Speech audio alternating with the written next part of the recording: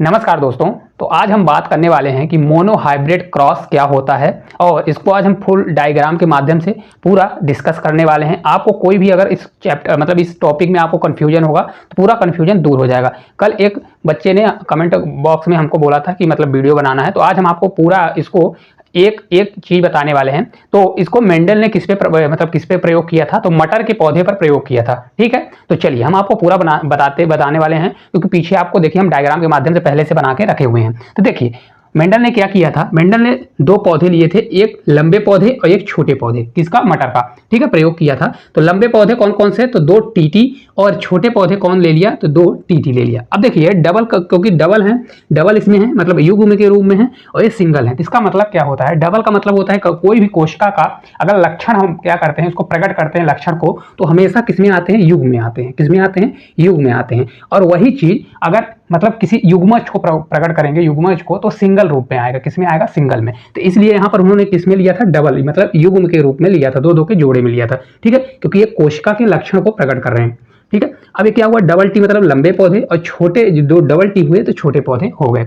अब क्या होता है, कभी भी जब इसमें क्या कराया जाता है? परागकण कराया जाता है, मतलब इसमें परागकण मतलब क्रॉस कराया जाता है। तो क्या हुआ कि इसमें क्रॉस होने के बाद क्या होता है? समसूत्री, अर्ध समसूत्री विभाजन में क्या होता है कि इसमें क्या हो जाता है? युग्मज का निर्माण होता है। तो युग्मज का निर्माण होगा तो इसमें देखिए युग्मज क्या बना, इसमें युग्मज यहाँ पर देखेंगे तो युग्मज यहाँ पर टी बना, और यहाँ पर क्या बन गया? स्मॉल टी बन गया। तो इससे क्या बन गया? इसमें इससे मिलकर क्या हुआ? प्रथम पीढ़ी में क्या बनेगा? तो यहाँ पर प्रथम पीढ़ी में टी मतलब स्मॉल टी बनेगा, और पूरा टी कैपिटल टी बनेगा। तो ये हो जाएगा आपका लंबा पौधा। किस प्रकार से बनेगा? तो जो फर्स्ट पीढ़ी होगा मतलब F1 मतलब फर्स्ट पीढ़ी होगा, तो इसमें आपको क्या बनेगा? लंबे पौधे बनने वाले हैं। फिर देखिए क्या होगा कि फिर स्वपरागण कराया जाएगा। फिर स्वपरागण किसका कराया जाएगा? तो ये जो कैपिटल टी और टी है, मतलब बड़ा टी और छोटा टी है, तो इसका जो स्वपरागण कराया जाएगा, तो इससे 4 प्रकार के पौधे बनेंगे। कितने प्रकार के? 4 प्रकार के। तो पहले हमने देखिए लंबे पौधे और छोटे पौधे में कराया, तो एक प्रकार का पौधा बना।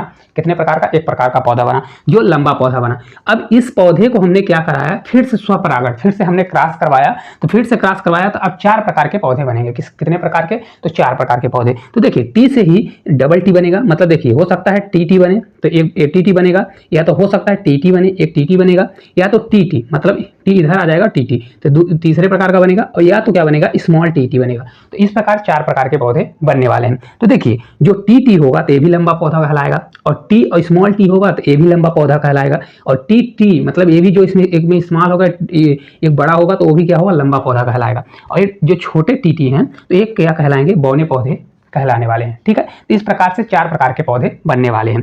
अब देखिए 4 प्रकार के पौधे बने तो इसमें अक्सर पूछा जाता है कि देखिए अगर पौधों के आकार के हिसाब से मतलब बाहरी आकार के हिसाब से पूछा जाए तो इनका रेशियो क्या बनने वाला है? तो देखिए इसको फेनोटाइप बोला जाता है। तो फेनोटाइप के हिसाब से इसमें कितने प्रकार के पौधे बनेंगे? तो 3:1 में बनेंगे। अब कैसे? देखिए 3:1 में बनेंगे। तो अगर आकार के हिसाब से देखेंगे तो इसमें 3 बड़े बड़े, देखिए 1 2 3, तो 3 ऐसे पौधे होंगे जो लंबे होंगे, लंबे मतलब बड़े होंगे, और एक पौधा क्या होगा? बौना होगा। तो इसलिए इनका क्या होगा? आकार के हिसाब से या फिनोटाइप के हिसाब से कितने रेशियो बनेगा? 3:1, मतलब 3 एक समान होगा, एक छोटा होगा, बौना होगा। तो इनका रेशियो बनेगा 3:1 बनेगा। और अगर यहीं पर इसको जीन के हिसाब से देखा जाए तो जीन के हिसाब से देखिए टी मतलब बड़े टी हैं तो लंबा पौधा बनेगा, तो एक ही अलग हो जाएगा। लेकिन टी अब ये देखिए संक्रमण क्या होगा? ये संक्रमण पौधा हुआ एक प्रकार से। ये लंबे मतलब सबसे अच्छे पौधे हुए, और फिर संक्रमण पौधे हुए, और ये फिर बौने पौधे हुए। तो ये लंबे पौधे होंगे तो टी अब ये दोनों सेम टाइप के होंगे। तो इसलिए जीन के हिसाब से क्या होगा? 1 2 1 होगा, मतलब ये छोटा बौना हो गया तो इसका रेशियो 1, ये दोनों सेम हुए तो ये 2 हो गया,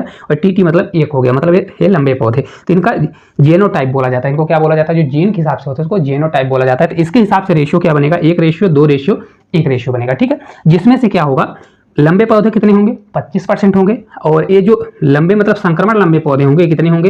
ये 50% होंगे, और 25% कितने होने वाले हैं? तो ये बौने पौधे होने वाले हैं। इस प्रकार मेंडल ने पूरा प्रयोग करके और पूरा संकरण करा के बताया हुआ था। तो अब आपको ये पूरा टॉपिक समझ में आ गया होगा। अगर कोई भी डाउट इस टॉपिक में रहता है तो आप कमेंट के माध्यम से कमेंट कर सकते हैं। हालांकि ये पूरा आपको समझ में आ गया होगा। सिर्फ आपको एक याद रखना है कि यहाँ पर डबल जोड़े में क्यों लिया गया है, यहाँ पर दोनों पर डबल में जोड़े में क्यों लिया गया है? क्योंकि देखिए किसी भी कोशिका के लक्षण को अगर प्रकट करना होता है तो उसको क्या किया जाता है, लक्षण को प्रकट करने के लिए उसको युग्म में प्रकट किया जाता है। और वही अगर युग्मज मतलब अगर जब संक्रमण कराया गया तो अर्धसूत्री विभाजन हुआ, तो जब युग्मज का निर्माण होता है तो युग्मज का मतलब जाइगोट का निर्माण होगा तो उसको क्या बोला जाएगा, वो सिंगल फॉर्म में आएगा। किसमें आएगा, सिंगल फॉर्म में। तो इसलिए यहां से टी आएगा युग्मज, यहाँ से टी आएगा, तो ये दोनों मिलकर टीटी बनेगा जो लंबे पौधे का उदाहरण है। मतलब ये लंबा पौधा एक, ये जनरेशन फर्स्ट में, और जनरेशन सेकंड में जाके 4 प्रकार के पौधे बनेंगे। तो अब पूरा आपको वीडियो समझ में आ गया होगा। इस टॉपिक से कोई भी अगर डाउट रहता है तो एक बार वीडियो रिपीट करके देखिएगा, हालांकि पूरा आपको समझ में आ जाएगा। धन्यवाद।